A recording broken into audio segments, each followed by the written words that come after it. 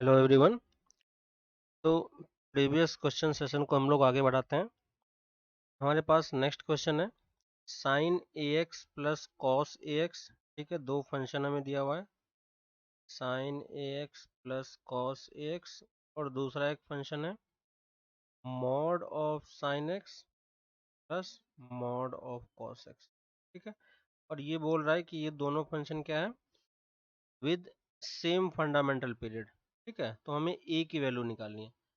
तो अगर हम इस वाले फंक्शन को देखें तो इस वाले फंक्शन को आप सिंप्लीफाई करके, ठीक है, इसको हम y एज्यूम कर लेते हैं, है ना। तो 1/√2 से आप इसको मल्टीप्लाई डिवाइड करोगे, ये क्या बन जाएगा आपका sine of A X plus पाई/4, है ना। और इस फंक्शन का हमें पीरियड पता होता है, तो इसका पीरियड कितना हो जाएगा, इसका पीरियड जो हो जाएगा 2 पाई/ए हो जाता है ना।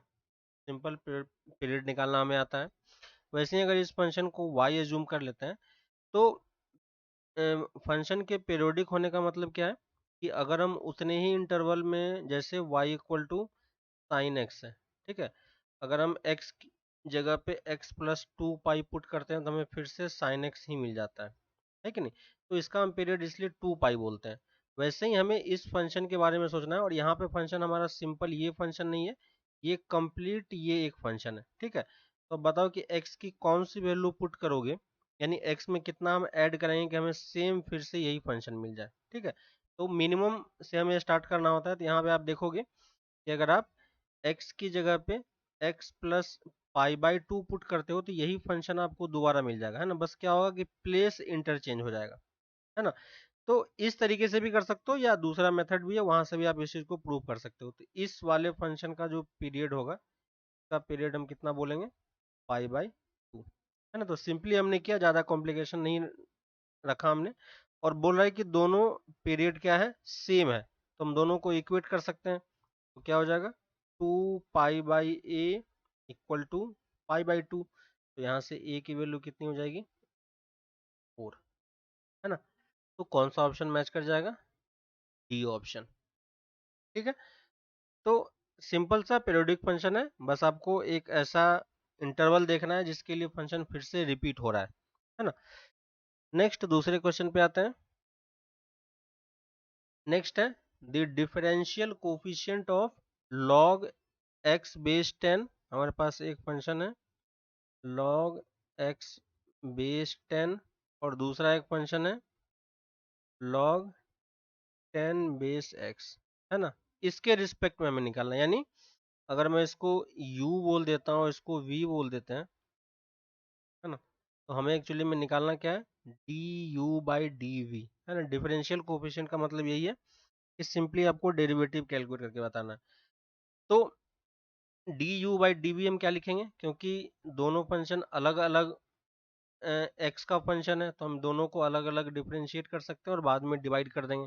ठीक है, तो डी यू वाले फंक्शन को पहले देख लेते हैं। यू फंक्शन हमारा क्या है, log 10 बेस एक्स, और हमें पता है कि हम बेस 10 पे नहीं कर सकते हैं, तो हम पहले दोनों का बेस को सेम बना लेते हैं। ठीक है, और अब हम इसको डिफरेंशिएट कर सकते हैं। तो D U by D x की वैल्यू कितनी हो जाएगी, 1/x log ई बेस 10, है ना। हम क्या लिख सकते हैं, D U by D x into log x base 10। Next, तो ये हमारा फर्स्ट वाला पार्ट हो गया। दूसरे वाले पे आते हैं, v फंक्शन जो हमारे पास है log x log 10 base x है। ठीक है, इसको भी हम कन्वर्ट कर लेंगे बेस e में, ये log 10 बाई log ex हो जाएगा। यहाँ पे हमें क्वोशंट रूल लगाना पड़ेगा, तो D U by D V by D X कितना हो जाएगा, पहले ऊपर वाले फंक्शन को करेंगे, है ना, और ऊपर में तो ये कांस्टेंट है जिसको बाहर निकाल लिया, और ये 1/log x बेस e हो गया। तो पहले ऊपर वाले का फंक्शन डेरिवेटिव, फिर नीचे वाले का माइनस टाइम्स 1/x, और नीचे वाले फंक्शन का स्क्वायर, है ना। और बस अब हमें इन्हीं दोनों फंक्शन को क्या करना है, सिंपली इन्हीं दोनों फंक्शन को हमें बस डिवाइड करना है ना। तो डिवाइड करेंगे तो क्या होगा, देखो ये दे देगा हमें 1/x log e बेस 10, और इसको डिवाइड करेंगे तो माइनस टाइम्स, तो माइनस को मैं बाहर लिख रहा हूँ, log e बेस 10, ठीक है।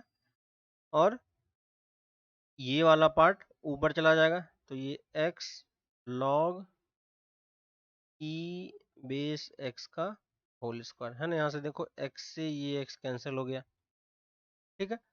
यहाँ से अगर इसको सॉल्व करेंगे तो कितना आएगा, माइनस नीचे वाला टर्म सेम है, तो इसको हम क्या लिख सकते हैं, log x base e log 10 base x का होल स्क्वायर। और अगर इसको कंबाइन करें तो ये कितना दे देगा, माइनस log x बेस 10 का होल स्क्वायर, है ना। यही हमारा क्या हो गया, du/dv, और यही हमारा डिफरेंशियल कोफिशिएंट है। तो कौन सा ऑप्शन मैच कर जाएगा, सेकेंड ऑप्शन, ठीक है। तो इस तरीके से आप इसको कंप्लीट कर सकते हो। नेक्स्ट क्वेश्चन पे आते हैं। नेक्स्ट हमारे पास एक डिटर्मिनेंट हमें दिया हुआ है, ठीक है, और वो बोल रहा है इक्वल टू 0 है ना। और हमें यहाँ पे क्या चेक करना है कि इस डिटर्मिनेंट की वैल्यू जो होगी, ए बी सी, इसमें ट्रायंगल के बारे में पूछा है कि ये ट्रायंगल क्या होगा, ठीक है। तो डिटर्मिनेंट पहले लिख लेते हैं। हमारे पास जो डिटर्मिनेंट है 1 1 1, ठीक है, 1 plus sine A, 1 plus sine B, और 1 प्लस साइन सी, है ना। और sine A plus sine square A, sine B plus sine square B, sine C plus sine square C, है ना। और इसका हम मॉड ले लेंगे, और ये इक्वल टू 0 दिया हुआ है। तो डिटर्मिनेंट को सॉल्व करने का बेसिक मेथड क्या है कि हमें पहले क्या करना है कि सबसे पहले हमें ये चेक करना है कि जो इसमें हम मैक्सिमम नंबर ऑफ जीरो अगर हम जनरेट कर पाए तो हमारा काम थोड़ा सा आसान हो जाएगा, है ना।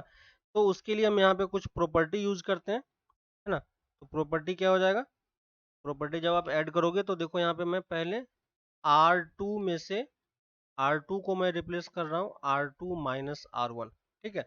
तो यानी इसमें से इस कॉलम को हम माइनस कर रहे हैं। तो अगर इसको हम माइनस करेंगे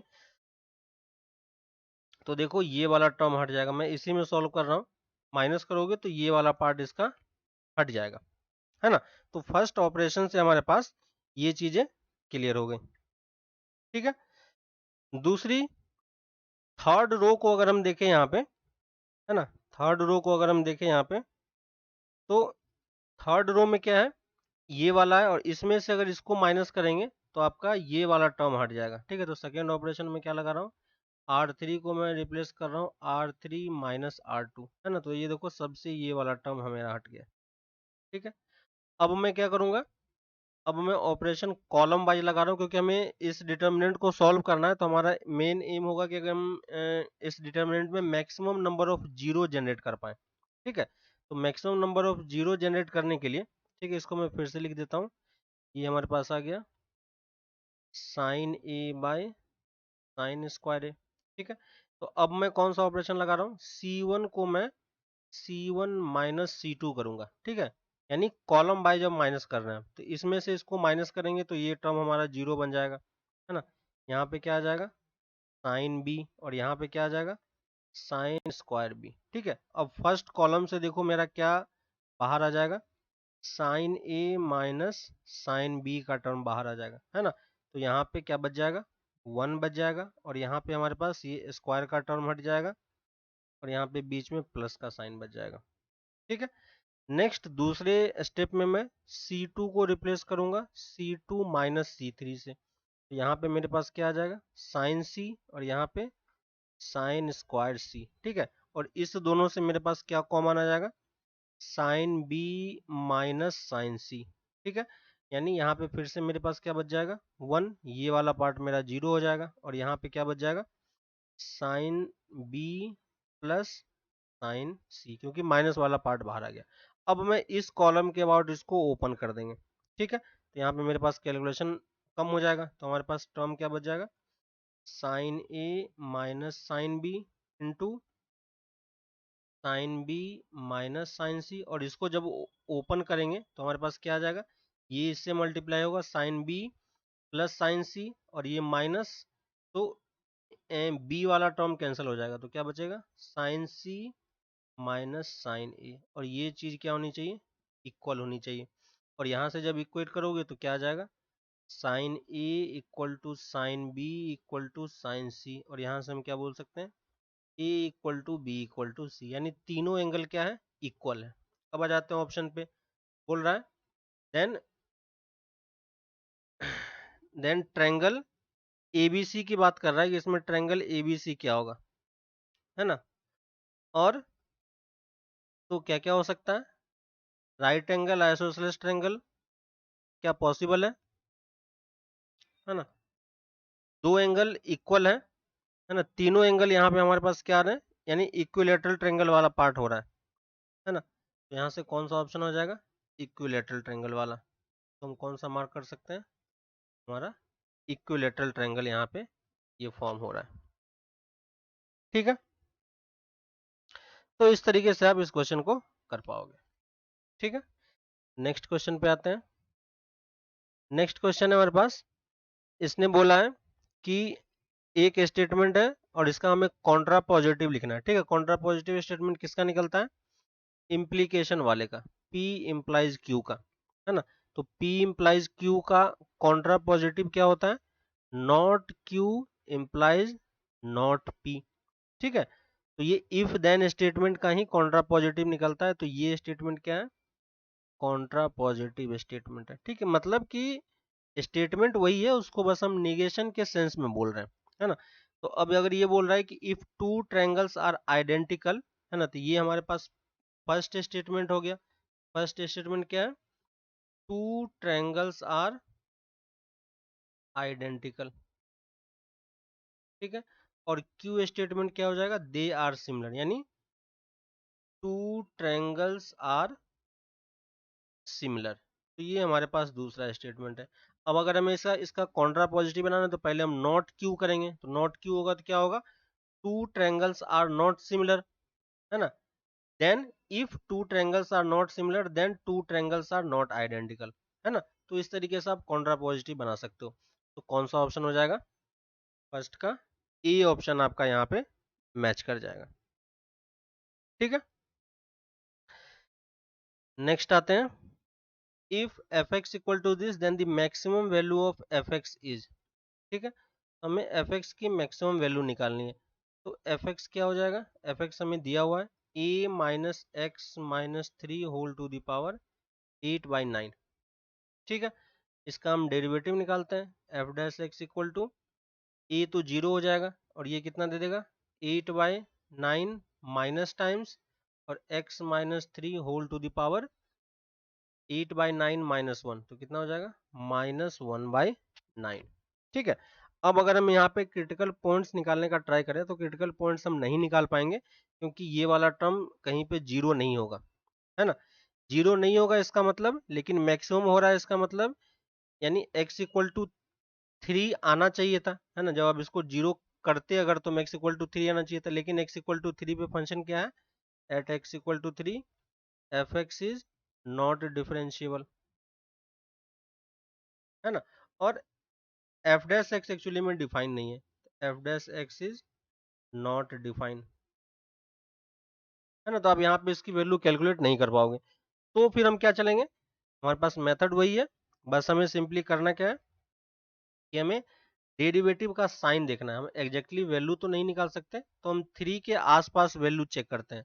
x की वैल्यू अगर 3 से ज्यादा होगी तो ये वाला टर्म पॉजिटिव होगा, लेकिन बाहर नेगेटिव साइन लगा हुआ है तो यहाँ पे आपको 3 से ज्यादा पे नेगेटिव मिल जाएगा, और इस तरफ हमें क्या मिल जाएगा, पॉजिटिव मिल जाएगा। यानी x इक्वल टू 3 पे हमारे पास क्या आएगा, मैक्सिमा मिल रहा होगा, है कि नहीं।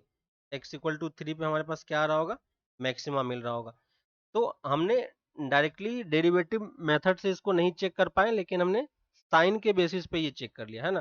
तो at x equal to 3 F x has maxima, ठीक है।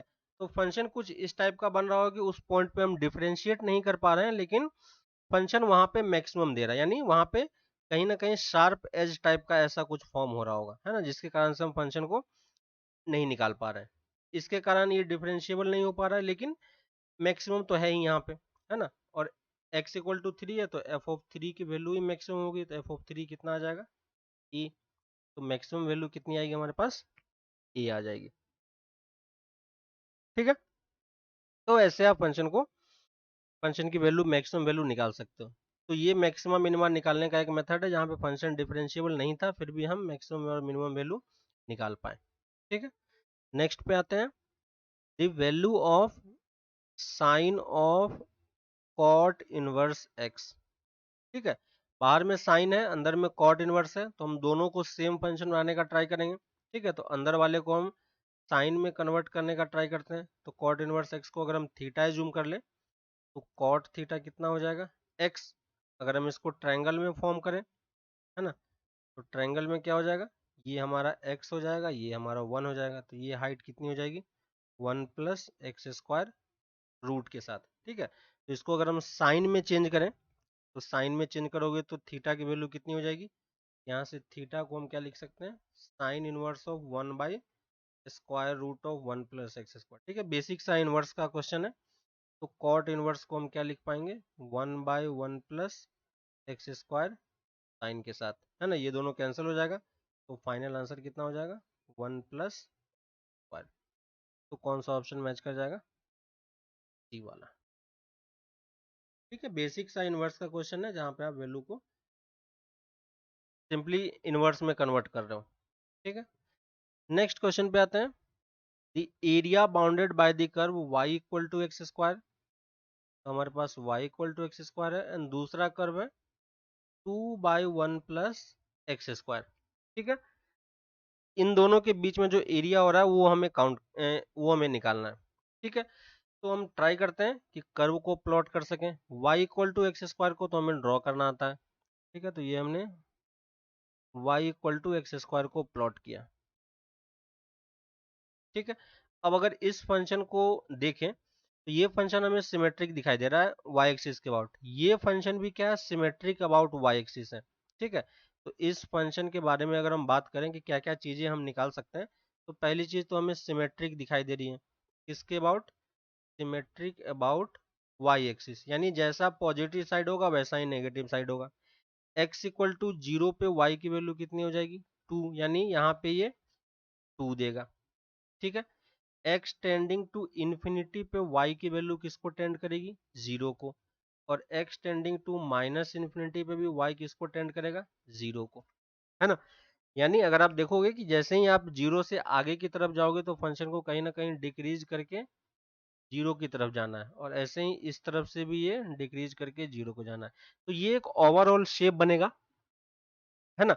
आप इसका डेरिवेटिव भी चेक कर सकते हो, लेकिन वो चेक करने की जरूरत नहीं है, सिंपली हमें क्योंकि एरिया निकालना है। ठीक है, तो दोनों कर्व के बीच का जो एरिया बन रहा है वो यही वाला एरिया है, और क्योंकि सिमेट्रिक है तो जैसा एक तरफ एरिया होगा उतना ही एरिया राइट हैंड साइड में भी होगा, बस हमें ये इंटरसेक्शन पॉइंट निकालना है। ठीक है, तो अगर इंटरसेक्शन पॉइंट निकाल जाएगा तो हम दोनों का एरिया कैलकुलेट कर पाएंगे। दोनों का इंटरसेक्शन कैसे निकालेंगे, दोनों को इक्वेट कर देंगे, तो 1 plus x square equal to 2/1 plus square equal to x square, तो ये कितना दे देगा, x to the power 4 plus x square minus 2 equal to 0। ठीक है, देखो यहाँ से ये फैक्टराइज हो जाएगा, यहाँ से हम फैक्टराइज कर सकते हैं, x square minus 1 into x square plus 2 equal to 0, और ये एक बार और फैक्टराइज हो जाएगा, x minus 1 x plus 1 x square plus 2 equal to 0। तो एक्स की वैल्यू कितनी आ जाएगी, प्लस माइनस 1, यानी ये जो दोनों इंटरसेक्शन पॉइंट है ये क्या है, 1,0 और ये -1,0। ठीक है, तो बस हमें इंटीग्रेट करना है। तो यहाँ पे अगर आप एलिमेंट चूज करोगे तो देखो अपर कर्व में से लोअर कर्व माइनस हो रहा है, और इसको अगर हम 0 से 1 तक इंटीग्रेट कर दे तो हमारा काम बन जाएगा। उसको 2 से मल्टीप्लाई कर देंगे, सारा कर्व एक्स एक्सिस के ऊपर है तो मॉड का भी कोई चिंता नहीं है, तो हम क्या लिख सकते हैं, 0 to 1 y2 minus y1 dx। y2 हमने किसको बोला, इसको हमने y2 बोला। ठीक है, और y1 किसको बोला, इसको, क्योंकि उसके बीच में ये कर्व y2 ऊपर है और ये नीचे है। ठीक है, तो अब सिंपली वैल्यू पुट कर दो, 0 to 1 2/1 plus x square minus x square dx। ठीक है, तो यहाँ से ये कितना दे देगा, 2 टाइम्स इसका इंटीग्रेशन कितना होगा, 2 tan inverse x 0 to 1 minus 1/3 x cube 0 to 1। ठीक है, और ये वैल्यू कितनी हो जाएगी, 2 इंटू यहाँ से कितना मिल जाएगा, 2 इंटू π/4 है ना, माइनस यहाँ से वैल्यू कितनी दे देगी, 1/3। सिंपली मल्टीप्लाई कर देंगे, कितना आ जाएगा, पाई माइनस 2/3। एरिया कितना हो जाएगा, पाई माइनस 2/3। कौन सा ऑप्शन आ जाएगा, बी ऑप्शन। ठीक है, तो इस तरीके से आप सिंपल एरिया वाला क्वेश्चन कंप्लीट कर सकते हो। ठीक है, नेक्स्ट क्वेश्चन पे आते हैं हम लोग। नेक्स्ट क्वेश्चन है लिमिट का क्वेश्चन है, limit x tending to 0 x to the power 6000 minus sine x to the power 6000 divided by x square into sine x to the power 6000। ठीक है, यहाँ पे हम क्या करेंगे, सिंपली पहले साइन को एडजस्ट करने का ट्राई करते हैं। ठीक है, तो ये कितना हो जाएगा, x tending to 0 x to the power 6000 minus sine x to the power 6000 divided by x square तो सेम है। ठीक है, साइन x बाई एक्स, इसमें मैंने x से मल्टीप्लाई डिवाइड किया, तो x से डिवाइड किया तो बाहर कितना हो जाएगा, x टू द पावर 6000 आ जाएगा। इसकी वैल्यू कितनी हो जाएगी, 1 हो जाएगी। तो ये लिमिट अब किस में कन्वर्ट हो जाएगा, limit x tending to 0 x 6000 minus sine x to the power 6000 divided by x to the power 6002 है ना, दोनों पावर ऐड हो गई यहाँ पे। अब देखो यहाँ से अगर x टू द पावर 6000 का टर्म कैंसिल हो जाएगा। ठीक है, तो लिमिट x टेंडिंग टू 0, अगर माइनस एक बाहर ले लें तो ये देखो कितना आ जाएगा, sine x by x sine x by x whole to the power 6000 minus 1 divided by x square है ना। और अभी भी ये 0/0 का फॉर्मेट बना हुआ है। ठीक है, शुरू से ये 0/0 फॉर्मेट ही है। तो अब हम यहाँ पे LH रूल लगा सकते हैं। ठीक है, तो लिमिट x टेंडिंग टू 0, ये कितना दे देगा, नीचे वाला टर्म तो हो जाएगा ट्वाइस x, ऊपर वाले टर्म में ये 0 हो जाएगा। इस वाले पार्ट में मुझे चेन रूल लगाना पड़ेगा है ना। तो फर्स्ट टर्म कितना हो जाएगा, 6000 sine x by x whole to the power 599। ठीक है, और फिर इसका डेरिवेटिव कितना हो जाएगा, इसका डेरिवेटिव हो जाएगा पहले ऊपर वाले का डेरिवेटिव, तो साइन x का x cos x minus sine x divided by x square.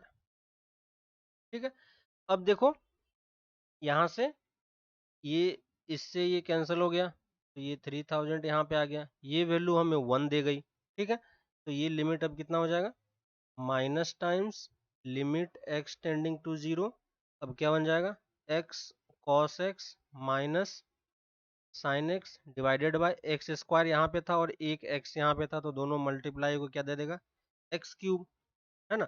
अभी भी 0/0 का फॉर्मेट बन रहा है। ठीक है, 3000 बाहर में था तो माइनस 3000 यहाँ पे लिख दे रहे हैं, तो minus 3000 into limit x tending to 0, फिर से LH रूल लगाते हैं। ऊपर में क्या हो जाएगा, इसका डेरिवेटिव प्रोडक्ट रूल लगेगा, तो क्या हो जाएगा, cos x plus cos x minus आ जाएगा माइनस x साइन x और इसका derivative minus cos x divided by 3x square.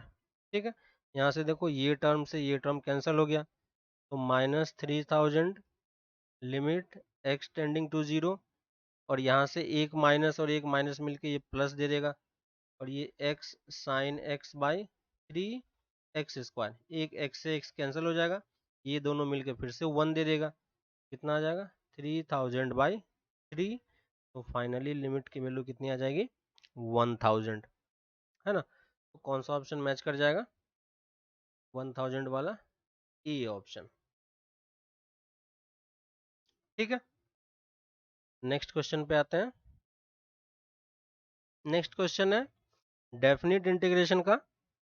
ठीक है, इसमें हमें इंटीग्रेट करने के लिए बोला गया है 4 to 10 greatest integer of x square divided by x square minus 28x plus 196 का greatest integer plus x square का ग्रेटेस्ट इंटीजर। ठीक है, डेफिनेट इंटीग्रेशन में आपको पहली चीज मैंने बताई थी कि जब भी डेफिनेट इंटीग्रेशन का क्वेश्चन होता है तो हमें स्टार्ट कहाँ से करनी होती है, स्टार्ट हमें इस वाले प्रॉपर्टी से करनी होती है, F of A plus B minus x into D x. ठीक है, यहाँ पे भी हम इसी प्रॉपर्टी से स्टार्ट करेंगे, लेकिन इसको थोड़ा सा पहले हम सिंप्लीफाई कर लेते हैं। अगर नीचे वाले पार्ट को देखोगे, इसको मैं अगर आई एज्यूम कर लूँ, ठीक है, तो इसी को मैं फिर से लिख रहा हूँ।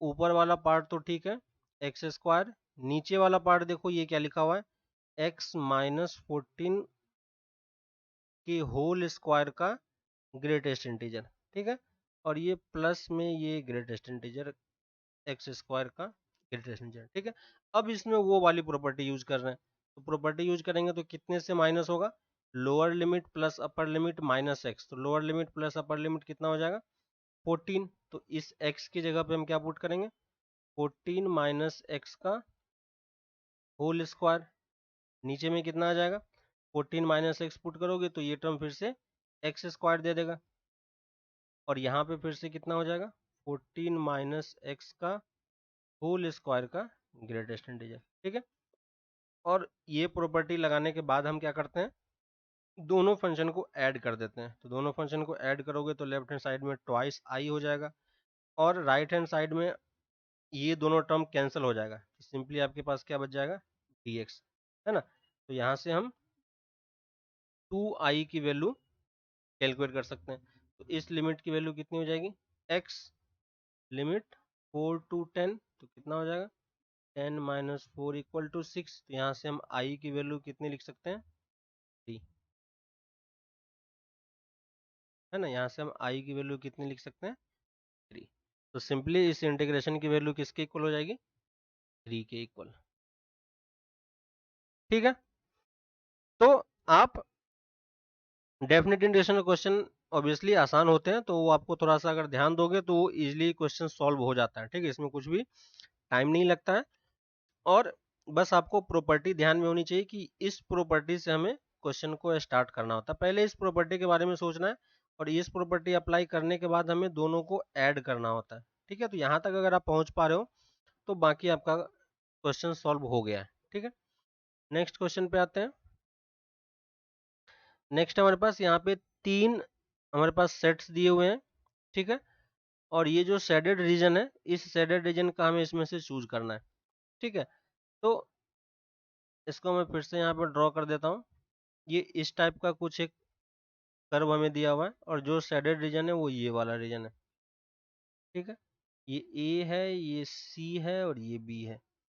अगर आप देखोगे तो A intersection B union C ये तो नहीं है ना। तो बी, ये जो व्हाइट वाला रीजन है, ये व्हाइट वाला रीजन एक्चुअली में क्या है बी यूनियन सी का है। ठीक है, बी यूनियन सी वाला ये वाला रीजन हो गया जो मैं वर्टिकल लाइन से ड्रॉ कर रहा हूँ।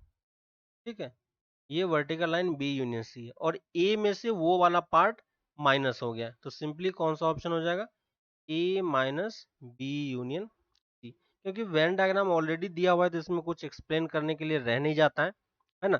सिंपली आप क्वेश्चंस देख के भी इस चीज को प्रिडिक्ट कर सकते हो, और देख सकते हो और बना सकते हो, है ना।